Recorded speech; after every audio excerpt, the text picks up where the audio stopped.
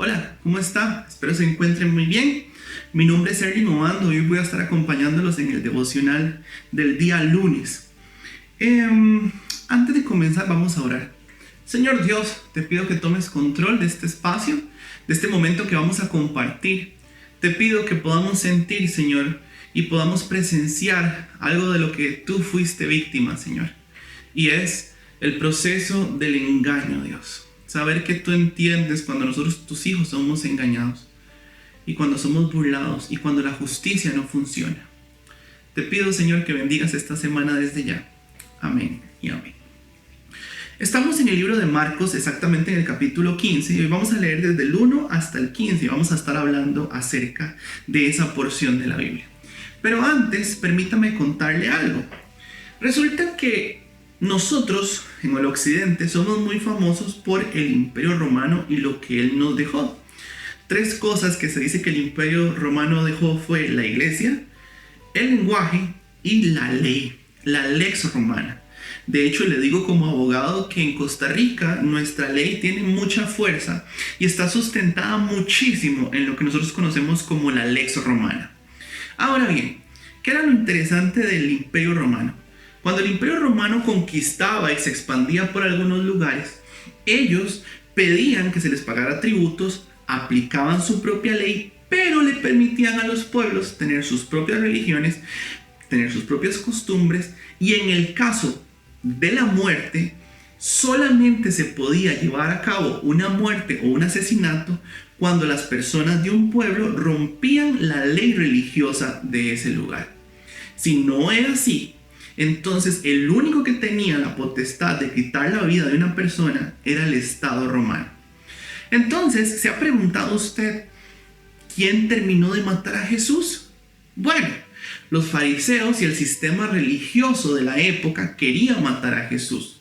Y fueron los que llevaron a cabo todo el movimiento para matar a Jesús. Pero Jesús muere crucificado. Y la crucifixión como tal es un método de castigo meramente romano. Ningún pueblo podía tomar la decisión de crucificar a un hombre si no era el Estado romano. Entonces, ¿quién mató a Jesús? Lo mató el sistema religioso en el sistema legal de Roma. Eso es lo que es real. Y es que a Jesús le hicieron diferentes tipos de juicios que fueron demasiado malos. Pero entonces, entendiendo esto, tal vez usted me pueda acompañar a Marcos capítulo 15. Y lo voy a leer ahorita, del versículo 1 al versículo 15. Dice así: muy de mañana, habiendo tenido consejo los principales sacerdotes con los ancianos, con los escribas y con todo el concilio, llevaron a Jesús atado, le entregaron a Pilato. Pilato le preguntó: ¿eres tú el rey de los judíos? Respondiendo él les dijo: tú lo dices. Y los principales sacerdotes le acusaban mucho. 4. Otra vez le preguntó Pilato diciendo: ¿nada respondes? Mira de cuántas cosas te acusan. Mas Jesús ni aun con eso respondió, de modo que Pilato se maravillaba. Versículo 6. Ahora bien, en el día de la fiesta le soltaba Pilatos un preso, cualquiera que le pidiesen. Y había uno que se llamaba Barrabás, preso con sus compañeros de motín que habían cometido homicidio en una revuelta. Y viniendo la multitud comenzó a pedir que se hiciese como siempre les había hecho. Y Pilato le respondió diciendo: ¿queréis que le suelte al rey de los judíos? Porque conocía que por envidia le habían entregado a los principales sacerdotes.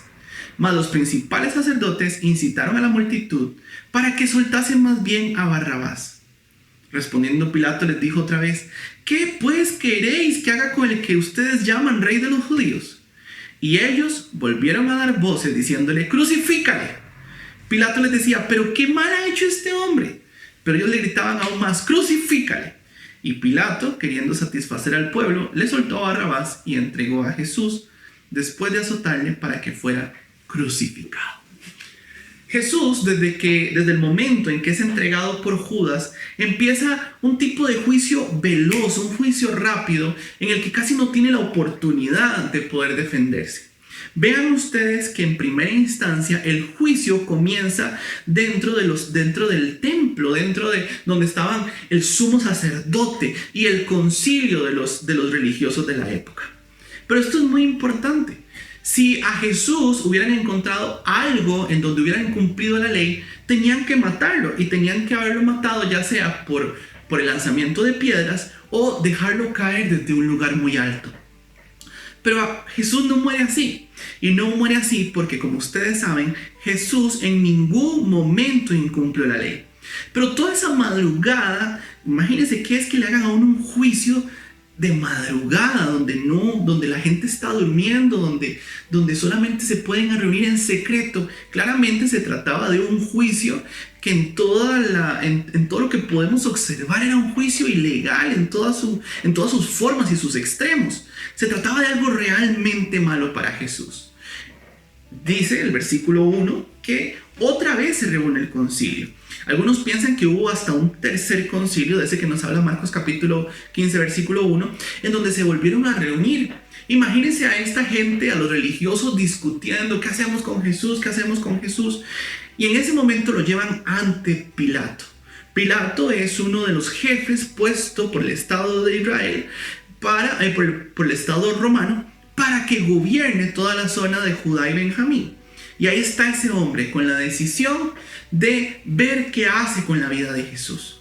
Empieza un juicio sumamente interesante, y vean ustedes que aquí no aparece en el Evangelio de Marcos aquella conversación o aquel trato que hubo entre Herodes y Pilatos, sino que Marcos se centra solamente en qué fue lo que sucedió en ese momento en que estaba Jesús con Pilatos.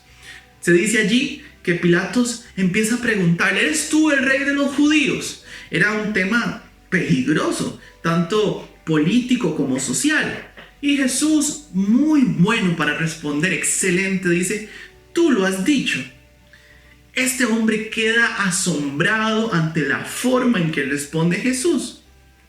Y luego le hace más preguntas y escucha las acusaciones del pueblo. Y Pilatos escucha y le pregunta a Jesús: Jesús, ¿qué? Diga algo. Y Jesús no dice nada, sino que se queda callado en silencio. Y esto asombra al juez que tiene delante de él. Por otra parte, Pilatos tiene la costumbre de soltar a una persona, de soltar a un delincuente un delincuente judío en momento de la Pascua. Y es el momento para soltar a Jesús. Él vio la oportunidad. Pero no van a soltar a Jesús, porque los líderes religiosos habían incitado al pueblo a que se sacara de ahí a un hombre que se llamaba Barrabás. La definición del nombre Barrabás es hijo del Padre. Barrabás, hijo del Padre.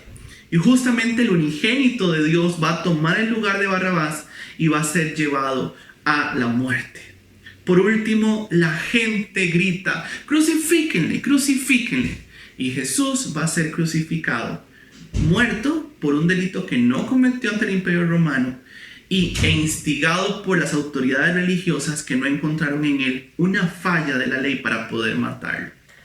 ¿Saben? Muchas veces nosotros, como hijos de Dios, como hijas de Dios, vamos a enfrentarnos a procesos en los cuales nuestro testimonio va a estar en juego. Muchas veces usted y yo vamos a estar ante procesos que no nos van a gustar para ver si de verdad hicimos algo bueno o algo malo. Puede ser que en algún momento alguien levante una acusación contra usted, y puede ser que se le haga un juicio injusto. Sea como sea, Jesús pasó por esto, y créame que Él sabe cuando esto pasa en la vida de usted. Hoy, si usted está pasando por algún juzgamiento, por algo que es mentira y que usted sabe en su corazón, usted tiene que decidir qué es lo que va a hacer. Jesús en el momento oportuno decidió callar. Y esto también nos enseña un principio. Muchas veces, aunque la justicia esté de nuestra parte, no necesariamente eso quiere decir que tenemos que empezar a gritarlo y a decirlo y a exigirlo, sino que tendremos que pensar qué haría Jesús en esta situación. Si usted ha sido en algún momento perseguido por alguna situación, sepa que el Maestro ya lo supo. Y por eso Él sabe que nos puede acompañar, así como lo dijo en Mateo capítulo 28, todos los días de la vida y en todas las ocasiones que nos toque vivir. Oramos. Gracias, Señor, por este inicio de semana. Te pido, Dios, que podamos ver que la justicia real es la justicia del cielo. Y muchas veces, Señor, aunque no veamos la justicia divina suceder en este mundo, Señor, confiamos en que un día estaremos delante del verdadero juez. No será Pilato ni las autoridades religiosas, sino que será delante de Jesús. Y tú, Señor, traerás verdad y traerás a la luz las cosas que han de pasar, Señor. Nos sentimos confiados en ti, que tú serás el juez, Señor, delante de cualquier situación que nos está pasando. También confiamos en la revelación de la verdad para nosotros como tus hijos, Señor. Bendícenos, Señor, y gracias una vez más, Señor, por todo lo que tuviste que sufrir por darnos salvación. Amén. Feliz semana. Hasta luego.